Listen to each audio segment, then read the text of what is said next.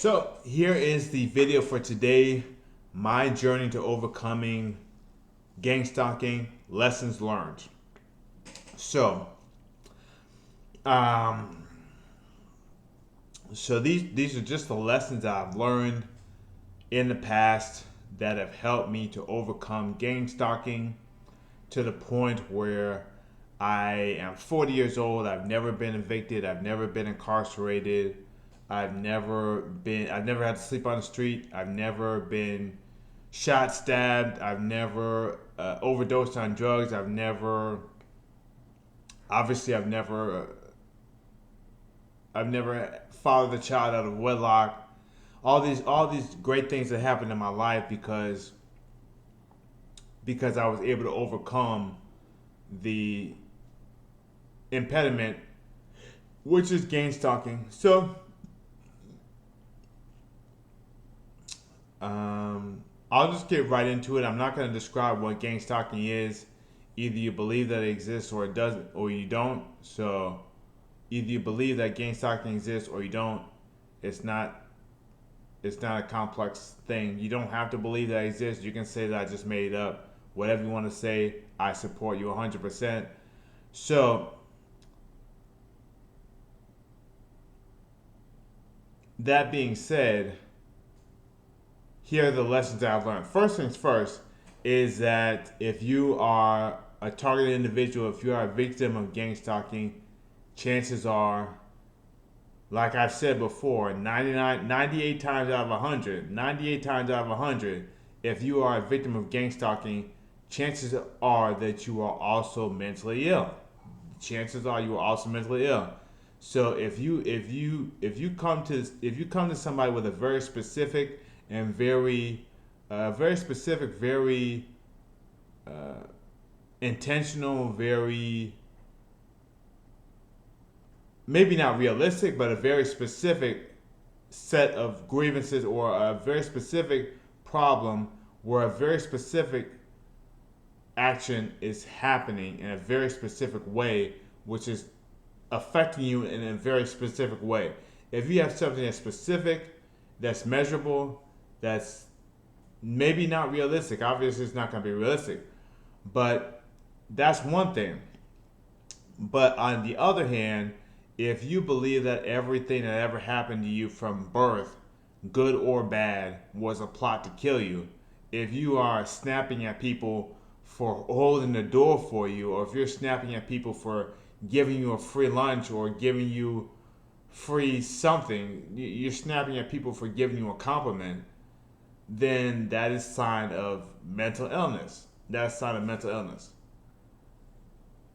So, not to mention if you're committing violence without external justification, things of that nature. So, two things can be true at the same time. I believe that gang stalking is 100% real, and I also 100% believe in my own situation.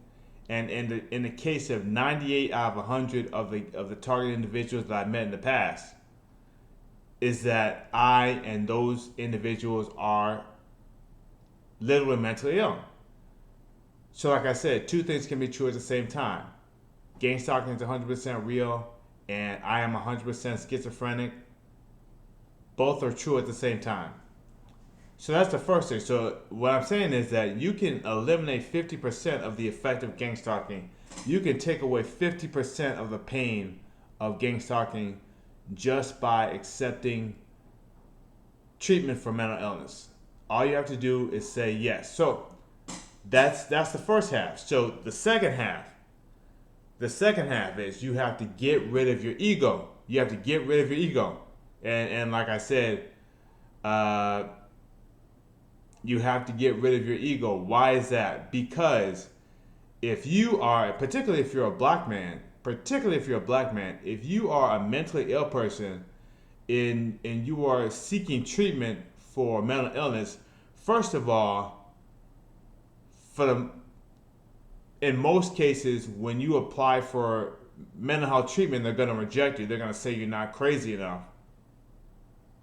So that's the first thing. If you apply for SSI today, they're probably going to reject you. They're probably going to say you're not crazy enough. So you're going to have to try more than once to get in. I got in on the first try, even though I had a very uh,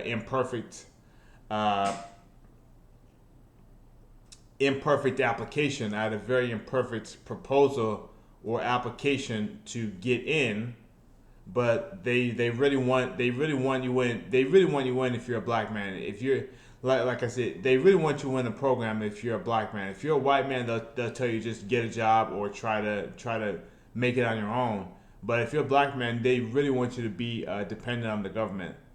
So first of all, you're probably not gonna get in on the first try. Second of all, if you do get in, you have to understand that, and this is something you have to. If you do get in, if you are lucky enough to get into the program, you have to let go of your ego. Why is that? Because first of all, pretty much every mental health professional you meet, from case managers to social workers to psychiatrists, pretty much every mental health worker you meet thinks they're a cop. They all think they're cops. Every single one of them thinks they're a cop. At least every single one that I met. They all think they're cops, and they all think that they are cracking the biggest case in precinct history. They all think they're on the case. They all think they're about to crack the case that's gonna make their career, and they think they're gonna use you to crack that case. So this is particularly true if you're a black man, but if you are involved with the mental health industry, the mental health professional is always going to they're always going to basically with everything that you do, they're going to automatically ascribe criminal intent. They're always going to accuse you of attempting to commit a crime. They're always going to a thing that mental health professionals love to do is that they love to trap you in arguments. They use their words to trap you into arguments, to put you in a position where you have to argue with them, so that they can say that you attack them verbally. So mental health professionals will continually try to trap you in arguments, and they're always going to try to contradict you, and they're always going to try to say, as soon as you say something that you believe, that's basically, I mean, it could be either way.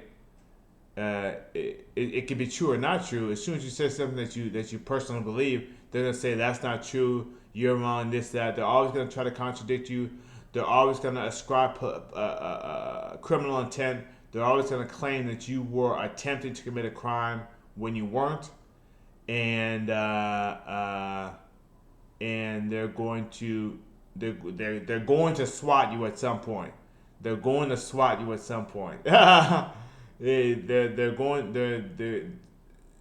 way they like to do it is that they tell you that your treatment is optional. They tell you over and over again that your treatment is optional, that you can reject it at any moment, and then as soon as you reject it, they call the cops on you. So they're gonna SWAT you at some point, and another aspect of this is the cops, is the actual cops. So even the police officers think they're cops. Even the police officers think they're cops. So when the police they're trying to crack the biggest case in precinct history. So if you're mentally ill, there's a likelihood that you could get stop and frisk. So even though stop and frisk is technically illegal, they can still stop and frisk you if you are mentally ill, particularly if you're a black person and you're mentally ill. So but the reason why I'm telling you all this is that you have to let go of your ego. You have to let go of your ego. The every if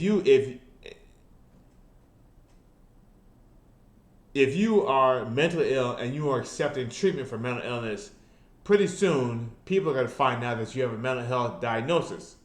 People, especially if you're on disability, people are going to find out that you have a mental health diagnosis. So they're gonna ascribe criminal intent because Americans love watching TV and they love watching the nightly murder reports on television. They likely grew up. They likely came of age during the Columbine massacre, the Virginia Tech massacre, all these school shootings. So and they know that every schizophrenic person, every depressed person, every bipolar person is planning to kill them. So if you are particularly if you're a black man and you're accepting treatment for mental illness, people are gonna ascribe criminal intent. And if you don't let go of your ego, there's a good chance that you could be brought on charges. So, um, what was I gonna say? So you have to let go of your ego when you're going to get your mental health taken care of. When you're going to accept treatment for mental health, you have to say, I'm going to get this treatment for mental health. I'm not here to argue with you. I'm not here, and when you're making that appointment for the psychiatrist to get that shot, you should be the first one there at the appointment. You should be right on time. Maybe 5 minutes or maybe 5 to 10 minutes early. You should be there right on time. They shouldn't have to look for you. They shouldn't have to, because if they have to look for you, they're gonna call the cops on you. They shouldn't have to look for you. Don't argue with them when you're talking to your case manager or your psychiatrist, and they automatically accuse you of committing this crime or that crime. Don't argue with them. Don't say, "Oh, if you can prove it, then if you can prove it, then call the cops." Don't say that. Just say, "I did not commit the crime." That's all you have to say, and that's legally gonna keep you safer than saying you can't prove it or whatever, because this is America. I mean, they don't need, particularly if you're black, they don't need evidence to lock you up. Uh, uh, so you have to let go of your ego. So there's two aspects. On one hand, uh, you have to admit that 98 times out of 100, you're probably mentally ill. If you are a targeted individual, there's a possibility that the act of gang stalking itself produces mental illness. The act of gang stalking itself, it knocks a screw loose. It knocks a screw loose in your head, which causes you to become mentally ill. There is that possibility. There is the second possibility, which is that uh, gang stalkers prefer to target mentally ill people because they're easy targets. They know that these are people that most people will not miss if they were to go missing. Uh, so those are just two possibilities. So if you are a target individual, 98 times out of 100, you are actually mentally ill. That's the first thing. And the second thing is, if you accept treatment for mental illness, you have to let go of your ego. And those are the two biggest things. There is no hack to get people to stop doing V2K. They're going to be doing V2K for basically, probably for the rest of your life. You're probably going to be dealing with V2K and the attempt by other people to trap you into committing a crime. you're probably going to be dealing with that for the rest of your life.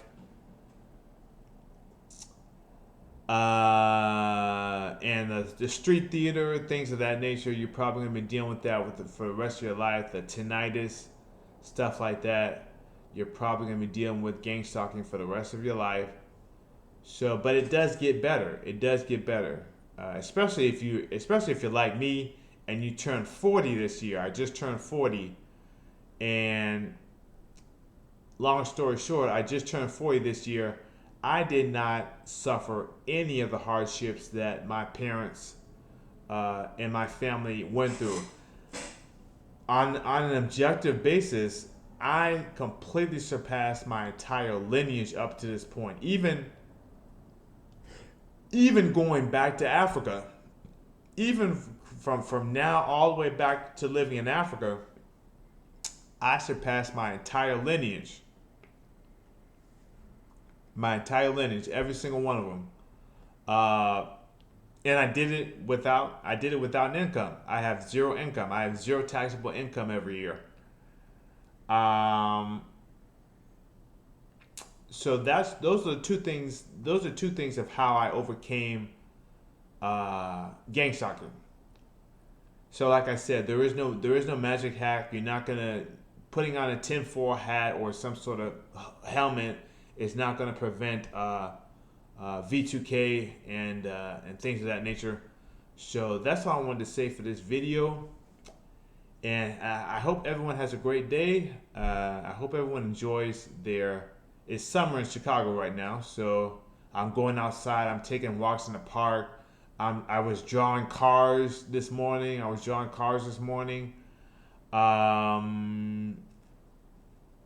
Yeah, that's all I wanted to say for this video. So have a great day, everyone, and goodbye.